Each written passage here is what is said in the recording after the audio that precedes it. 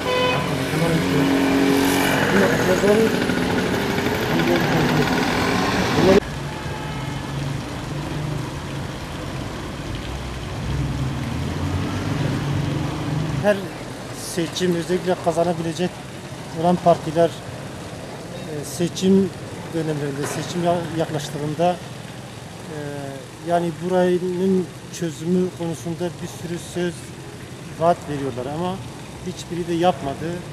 Yapmayacak gibi de görünüyor. Bu sorun bir iki yıllık bir sorun değil, 30 yıllık bir sorundur. Ve hiçbir girişimde de bulunmamış şimdiye kadar. Yani hakikaten Batman'ın büyük bir ayıbı, büyük bir kusurudur. Yani Batman yani gelişimiyle işte büyümesiyle gündemdedir ki öyledir. Gelişip büyüyor hızla ama böyle bir sıkıntı da böyle bir ayıp da büyük bir eksikliktir Batman için. Kokusu rahatsız ediyor, görüntüsü rahatsız ediyor. Yani inan bazen burada oturduğumuzda yani bir dostumuz, bir yakınımız geldiğinde yani Batman adına biz utanıyoruz, üzülüyoruz.